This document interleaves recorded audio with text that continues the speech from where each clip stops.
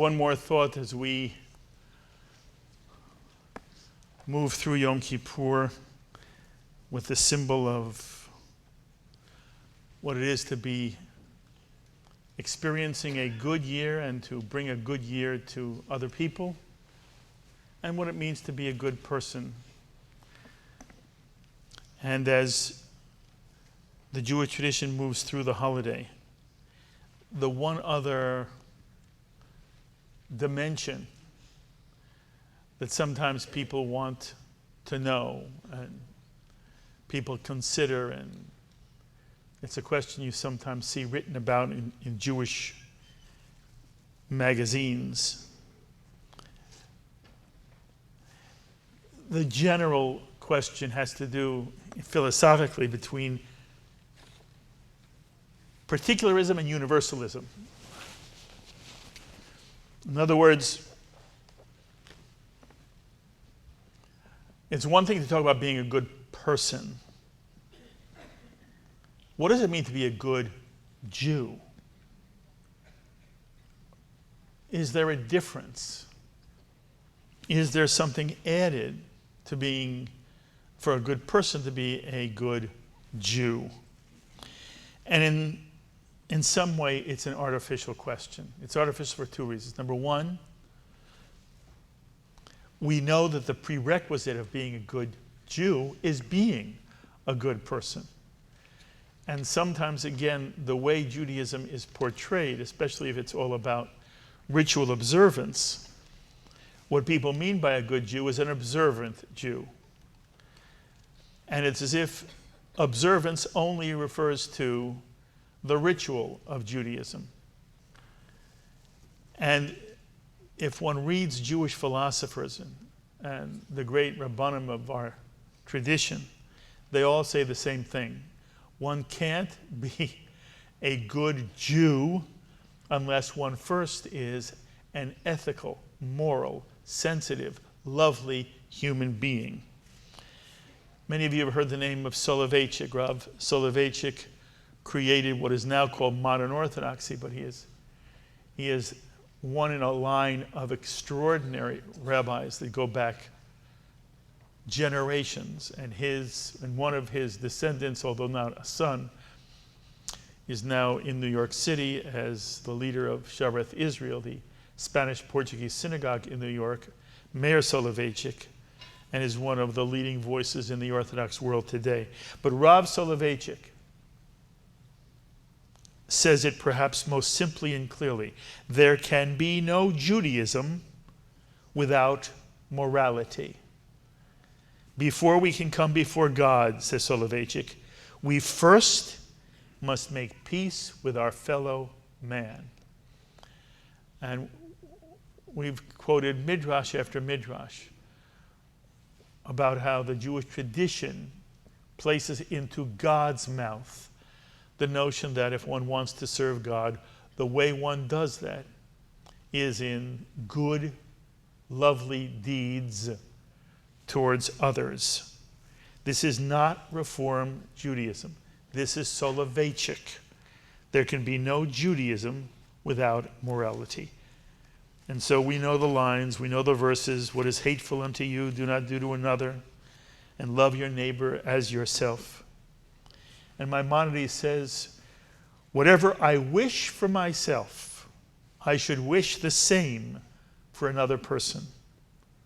Whatever I do not wish for myself or for my friends, I should not wish for another person. This is the meaning, says Maimonides, of the verse, and you shall love your neighbor as yourself. By the way, please note the word love in this verse is never understood by the Jewish tradition to be talking about how people feel. It is true that one experiences a love feeling for others. But it is not the equivalent of the classical Greek agape. It's not about how one feels about another.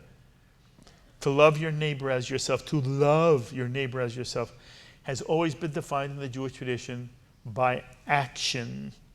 So Maimonides also teaches that what love your neighbor as yourself means is visiting the sick,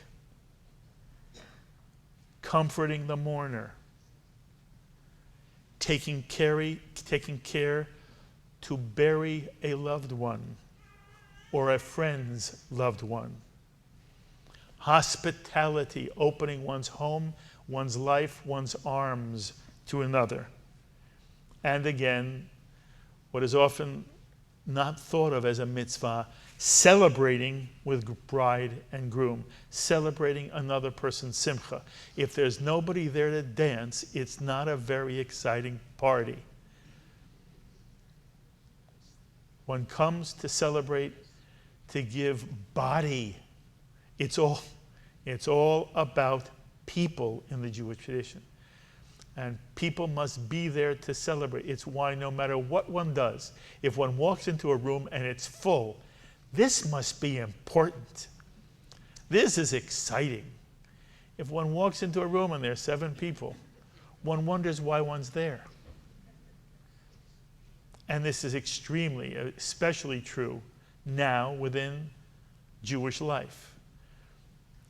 What you want to find is a community where there are people really celebrating together, studying together, mourning together, praying together. It gives one a sense of meaning, and that one is at something important and special. So anyway, we begin. Oh, it's interesting also.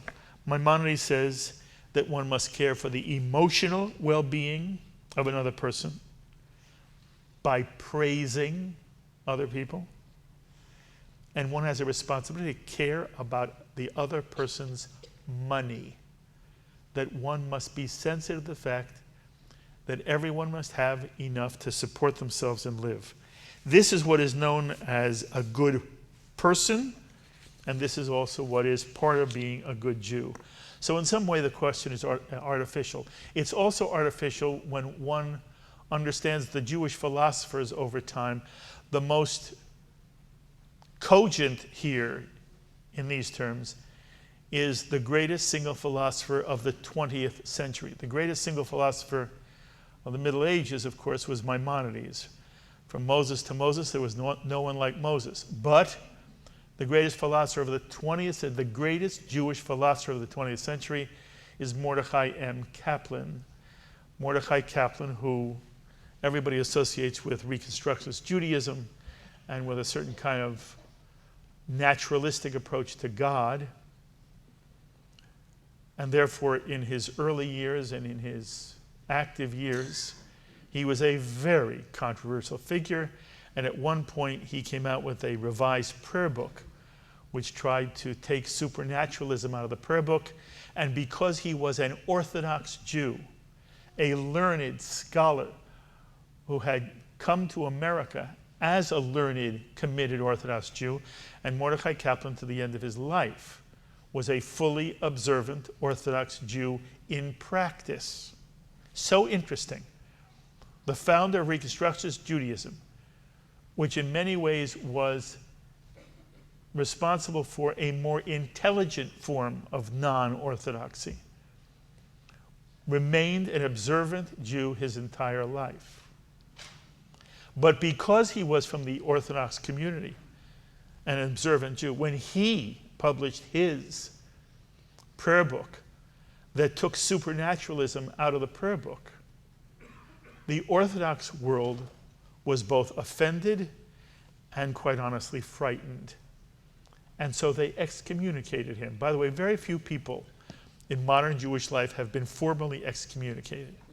And Mordecai Kaplan was excommunicated by the Orthodox community for his prayer book. You understand the Reform prayer book had been out for decades. Who cared? Mordecai Kaplan makes a different prayer book, and he's excommunicated. And although I am in this story, it's not about me. You know, my family has a long history with the SAJ, the Society for the Advancement of Judaism, and the Reconstructionist movement. And my grandfather, Jacob Golub, was a colleague of Mordecai Kaplan, one of the founders of the SAJ and the Reconstructionist movement, and he was one of the first editors and contributors to the Reconstructionist magazine, and all that is you know, I am very proud of. And it is just there's something very gratifying to me that when Aaron becomes bar mitzvah, he will become a bar mitzvah at the SAJ, where his father David is on the board of the synagogue. So it's interesting how life works and takes sometimes extraordinary and beautiful turns. But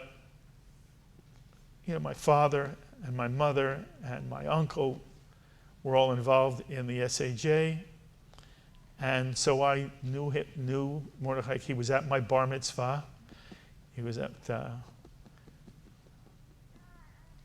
very, very imposing, frightening figure. And I had a chance when I was in college to interview him for a radio program I was doing. And as I'm leaving his apartment, all the lights in the world go out. It was the night of the blackout in the 1963, I think, 2-3, whatever. That's correct. Right, I'm at Columbia. So it was during my college years, right, 65. All the lights in the world go out, and I'm standing in Mordecai Kaplan's doorway about to leave. He says to me, well, you can't leave. And he invites me to dinner. The problem is there's no electricity. So his wife does the best she can, and I remember vividly what it was. And I got to talk to him. Now I'm not interviewing him. I'm getting to talk to Mordecai Kaplan. And he said to me, the most painful thing that ever happened to him was when he was excommunicated. I found it so interesting because in my mind I said, well, Kaplan won't care. No, he cared. Because he cared about the Orthodox community and he cared about Klal Yisrael. And so it always meant something to him. It was very upsetting to him. But the point about Kaplan is that while Kaplan was controversial in his period, and while he was excommunicated by the Orthodox movement, in time, every single idea Kaplan had about what Jewish life is and how Jewish life should be structured became embraced not only by non-Orthodox Judaism, but by Orthodoxy as well.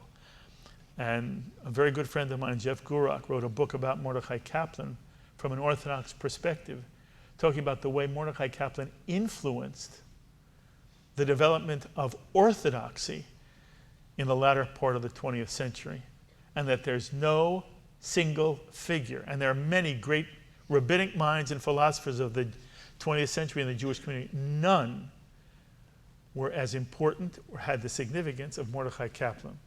So you understand the Jewish center is a Kaplanian idea. The idea that the synagogue was not simply a place for prayer, but should have rooms and a gymnasium and a swimming pool where Jews would live a Jewish societal life in addition to a sanctuary where the Torah was read. That was Kaplan. Every Jewish center you ever walk in is Mordecai Kaplan's legacy. And Kaplan was the one who defined the Jew in rabbinic terms, but using modern language. The rabbinic tradition has always called the Jewish people an Am in Hebrew. We are not a religion. We are a nation. We are a people. We are a community. We are a family. And Mordecai Kaplan used the word civilization. Judaism as a civilization was his classic text. And what Kaplan taught was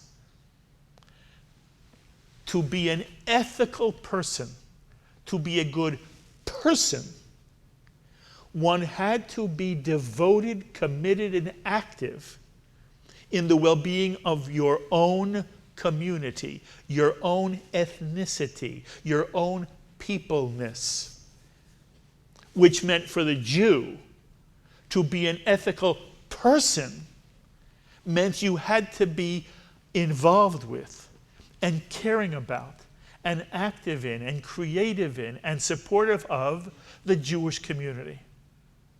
One couldn't be an ethical person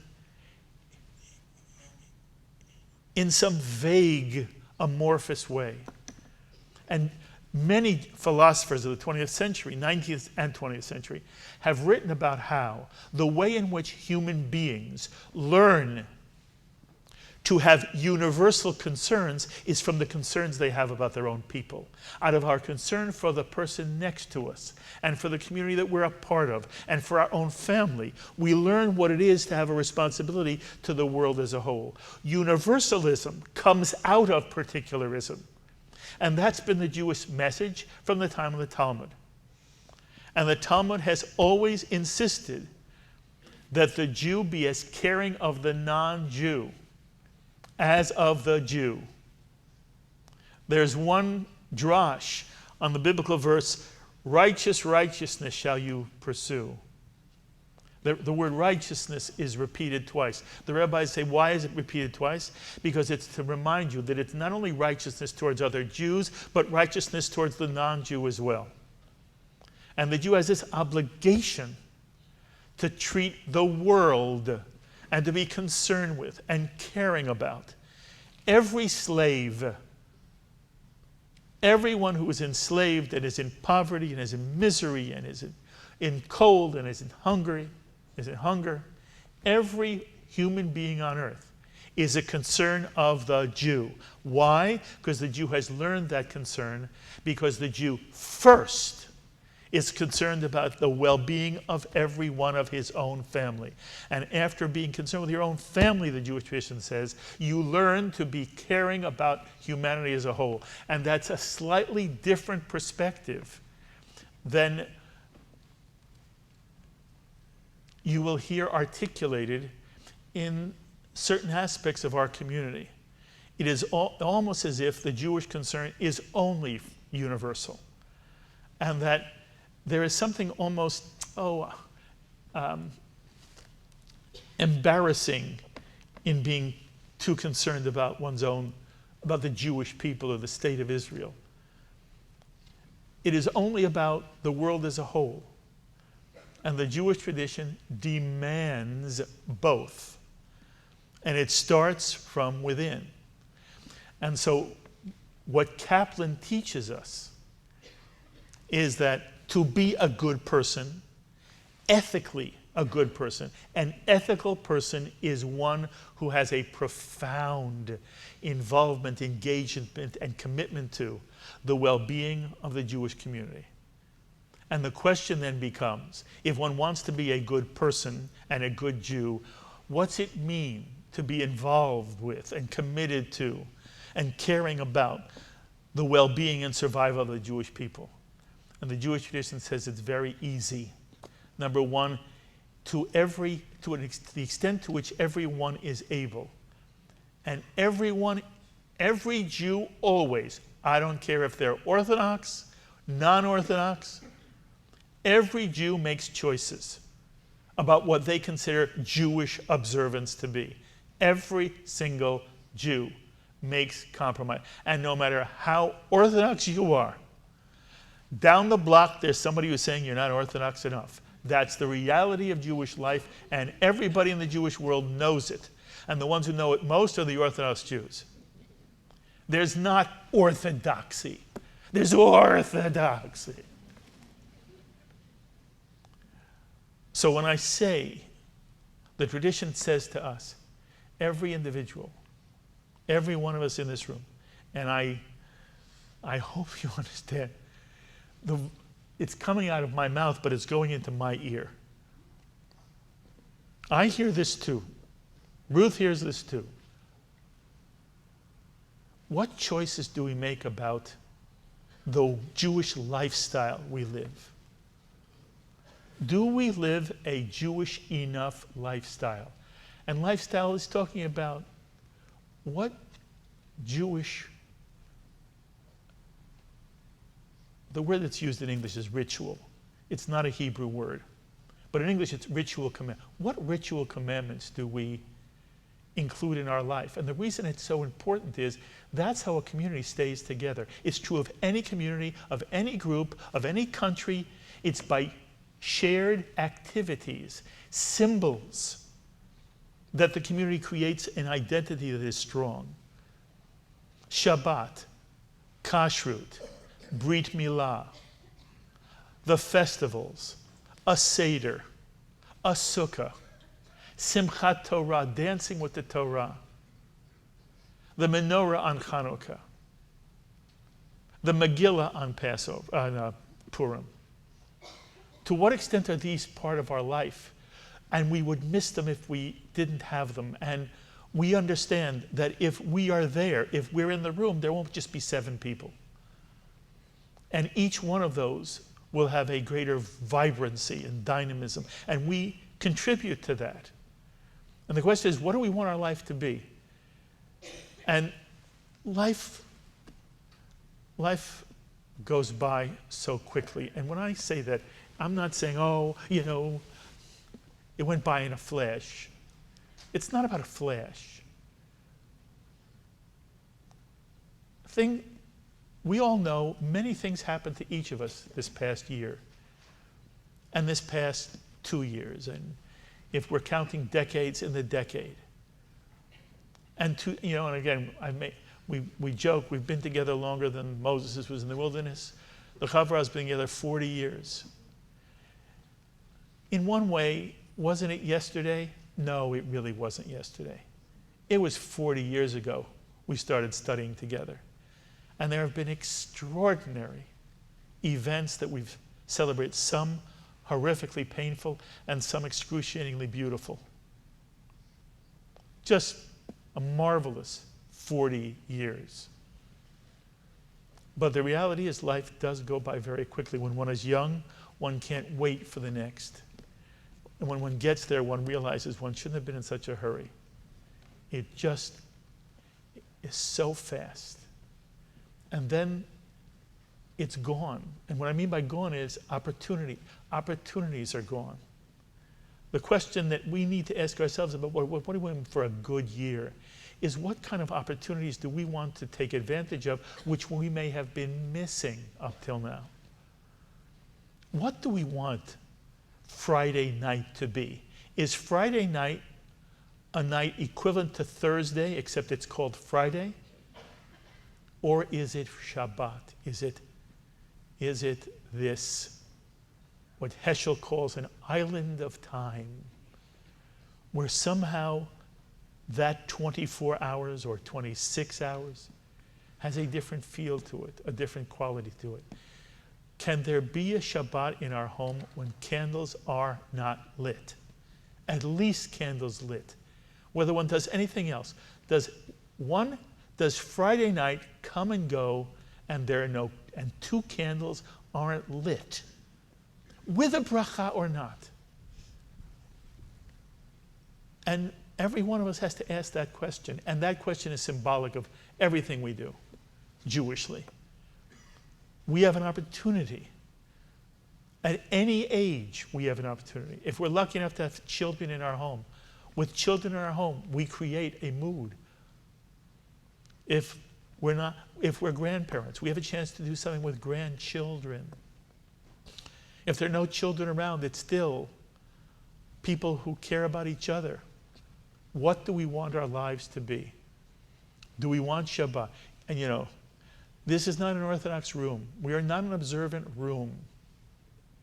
So when I say kashrut, I recognize that for the vast, vast majority of people in this room, kashrut isn't part of your life. And there are so many misconceptions about it that it's not hard. You can eat very well. The question is, what do you want your home to be? And whom do you want your home to be open to? And does it add a flavor of Jewishness to every single day of your life? And, Brit Milah, and then all the festivals. To what extent do we want Jewishness to be in our life? Not for the sake of Jewishness, for the sake of the Jewish people. And I don't believe there's a God in heaven who says, don't eat pork. I believe there's a Jewish people who have said we should eat together. and stay together as a people and create a nation with its own identity. And so there is Jewish ritual. One of the things we decide about how do we want to be good people and good Jews is to decide what kind of ritual life do we want to incorporate into our year. And the second is Jewish learning. Jewish learning cannot be overemphasized. And by the way, it was it spawned the birth of both Chavurat. And now Jewish learning is, it's everywhere, which is good. When we started, it wasn't everywhere. What happened in this group is that people said they wanted to learn on an adult level. It's all about Jewish learning in the Jewish tradition. Jewish learning takes precedence over Jewish prayer. And learning includes, by the way, Hebrew. One of the great philosophers of our own Jewish community is Leon Wieseltier. Right? He used to be with, doesn't matter. Leon Wieseltier points out American Jewry is the most Hebraically illiterate community in the history of the Jewish people. And there is, at least to be able to look at a Hebrew page and be able to follow along. But if one can also understand the language, it's a language. Jewish values are conveyed in the Hebrew language. And the best example is the next element of what it is to be a good Jew. The best example of how Hebrew transmits values is the word tzedakah. Tzedakah in English is charity. There is a world of difference between charity and tzedakah, because tzedakah comes from the word tzedek, and tzedek means righteous. To be a righteous person, one is obligated to do tzedakah, to give money. And the Jewish tradition is very realistic. No one is asked to give enough money that they become a charity case themselves. And the Jewish tradition insists, it's very interesting, Jewish community insists that Jews use their money to celebrate life with their families. But in addition to celebrating life, one makes sure one is giving to sustain Jewish life and the Jewish community. And when we're talking about that, we're talking primarily in our day and age about the responsibility every Jew has to give to the federation in their community, to the Jewish Federation. Because the Jewish Federation is simply a distribution arm for each of us, so that we don't have to go to every Jewish agency and every Jewish educational initiative in the Jewish community. We give to one place, and that one place then distributes our tzedakah. Tzedakah is more important than any other Jewish act a person can do. It's more important than prayer. It's more important than any ritual mitzvah. To sustain the Jewish community is our responsibility. And there is no one, by the way, not everybody cares about being a good Jew or even a good person. If you don't care, you don't care. But if a Jew does care about being a good Jew, one can't have a zero by their name on the Federation roll. And it's not for anybody to tell anybody else how much you should give. People are very quick to tell you how much you should give. It's your decision, but it can't be zero. It can't be zero. It should shame a Jew if it's zero. This has been one of the greatest strengths of the Jewish community, that we have always supported the Jewish institutions that care for those in need in our Jewish community and to help educate others in our community. It's one of the greatest strengths. It's a model for other communities. Other communities are jealous. They want to duplicate, replicate the Jewish model of the Federation system. It is one of the greatest contributions, and it is traditional. There was always an organization like the Federation is today in the Jewish community, forever. That's how we survived, by caring for the people who had not enough and who were in need. It was the most traditional Jewish model of every community. Today it's expressed in the Federation. There are many wonderful causes to support the Jewish community. Where's my towel? Hold on. There are many wonderful causes to support the Jewish community. But the first is Jewish Federation. And that's part of Jewish learning, and in some way Jewish observance. And then the third, and for some Jews it remains a controversial. I wish I understood why. Support for the state of Israel. Mark Twain expressed the following philosophy: loyalty to a country, to one's country, always. Loyalty to a government, only when it deserves it. That's the Jewish notion. When someone says, do you support Israel, or that one of the obligations of being a good Jew involves supporting Israel, it's not about supporting a government. It's not about Benjamin Netanyahu or Isaac Herzog or Yair Lapid or Naftali Bennett. It's not about any one politician or Labor or Likud or Meretz. It's not about that. It's about a loyalty to the state of Israel, which is part of our family. It's our family's nation. Israel is not simply our historic birthplace and the wellspring from which the Jewish tradition developed. It is not only a safe haven for Jews escaping anti-Semitism before the Holocaust, during the Holocaust, and now tragically, shockingly again today. Israel is the living, breathing embodiment of our family's civilization. It is women and children and men living in a free, democratic, egalitarian Jewish polity.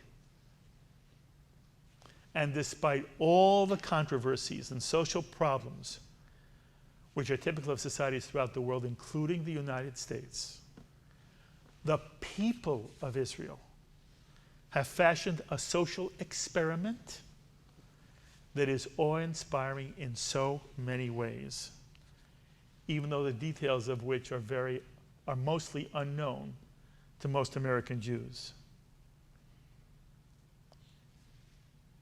No one should pretend about Israel. Israel does not need to be romanticized.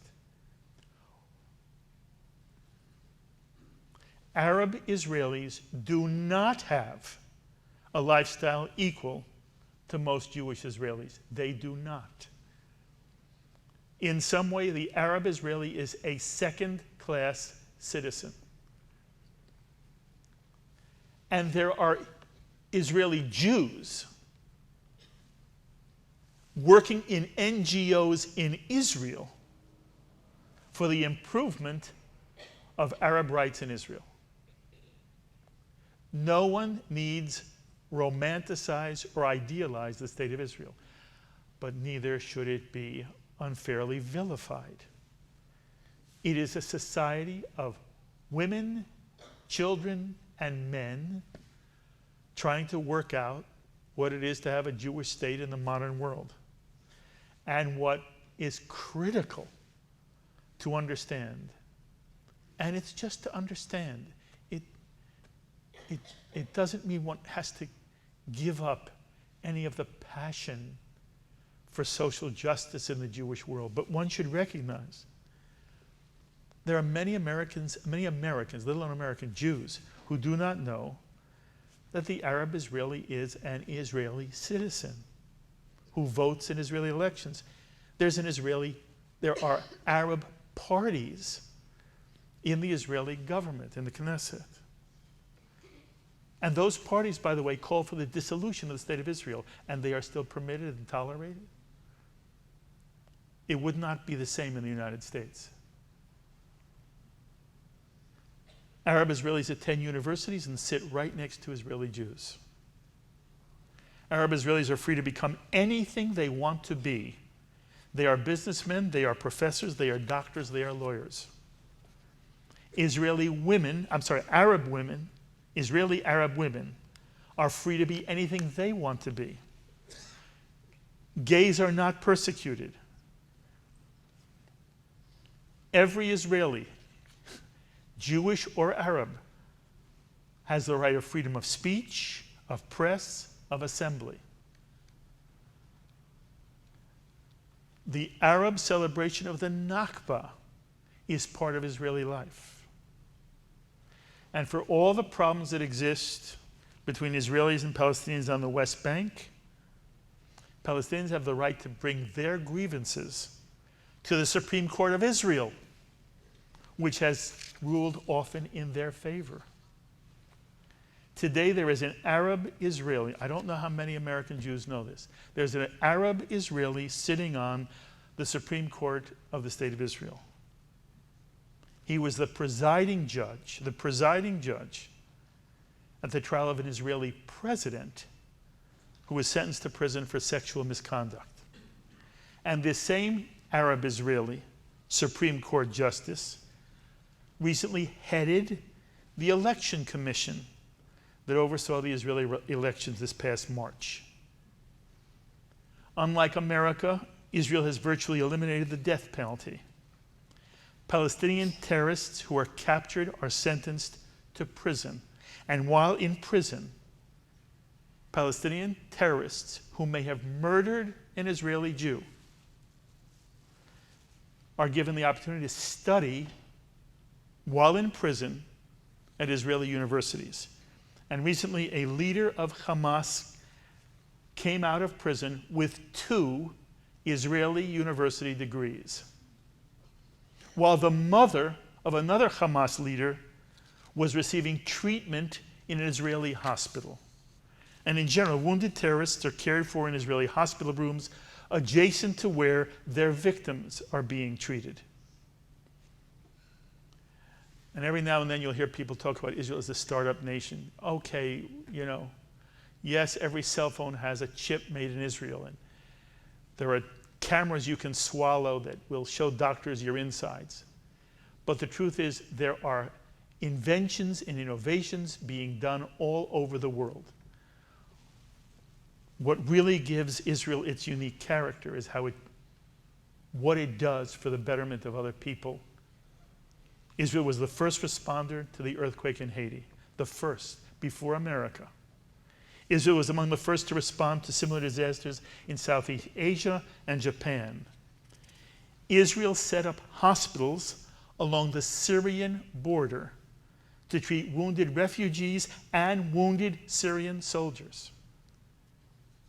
Israel is saving thousands upon thousands of African lives by bringing desalination techniques to African countries, enabling them to irrigate and plant crops that end starvation. None of this is meant to suggest that an American Jew who is critical of Israeli policy must check their conscience at a synagogue door, or at a JCC door, or at a federation door, or at the door of this Chavurat. It just means there should be perspective. And there should be a context for informed positions when it comes to our attitudes towards supporting Israel. And there should be humility to American Jewish criticism of Israel. Most of us know, in truth, very, very, very little about the realities of the Middle East. Few of us have had any first-hand experience. And before we're so quick to judge, we're reminded where one stands on an issue is often a function of where one sits. We sit in Stamford and Greenwich, in Fairfield County, in New York, in New Jersey, in Pennsylvania, and anywhere else you may have come from, to join us at this Yom Kippur. We don't sit in Tel Aviv or Jerusalem or Sderot or the Golan Heights or Beersheba. And in many instances, we've only been to Israel as tourists, maybe once or twice. In some instances, by the way, never. There are many American Jews who have never set foot in Israel. And this doesn't mean we can't have opinions and express them to one another, but with humility. Where one stands is affected by where one sits. To be a good Jew, therefore, and again, it comes out of Kaplan, means to have an appreciation for the state of Israel. The Reform movement invited Mordecai Kaplan to join the Reform movement when JTS, the Rabbinical Seminary for the Conservative Movement, was having so much trouble with him. Imagine at one point in Jewish history, in the 50s and the 60s, the Jewish Theological Seminary had at the very same time Mordecai Kaplan and Abraham Joshua Heschel teaching in the same halls. I mean, I get chills just thinking of it. It's a regret that I did not have I was born too late to experience, and I talked to colleagues who were there during the Kaplan-Heschel days. Very different approaches, but two giants.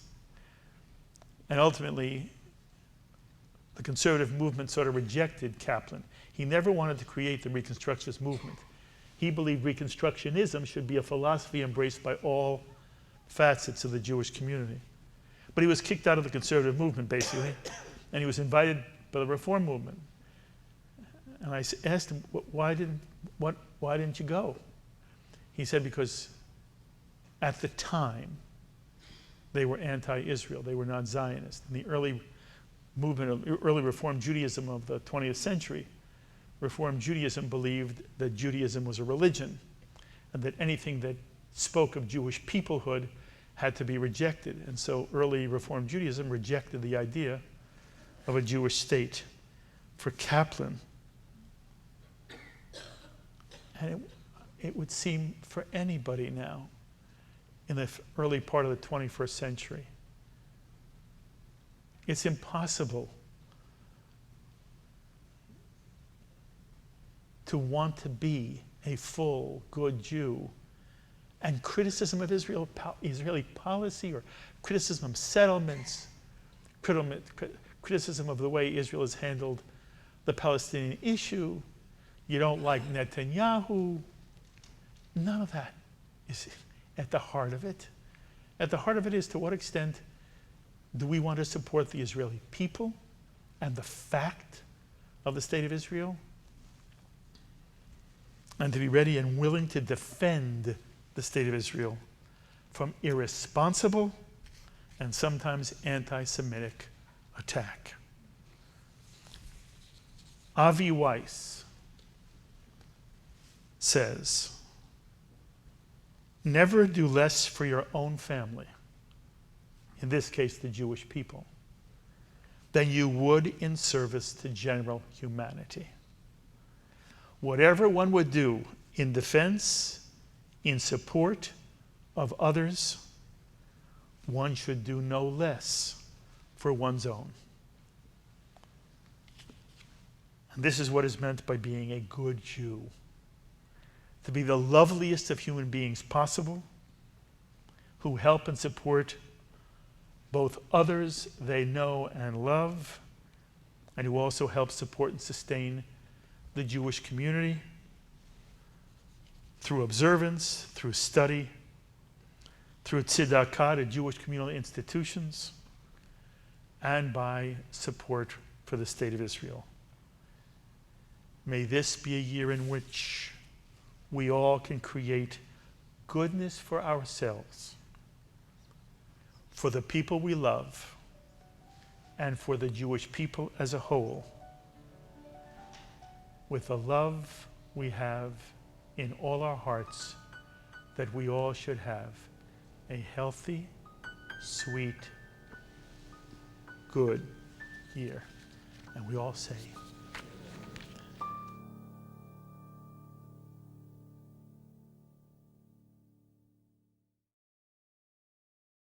We would be pleased to send a complimentary DVD of this program to anyone who wishes to support JBS, the Jewish Broadcasting Service, with a tax-deductible gift of $36, double chai or more, to the nonprofit organization Jewish Education in Media.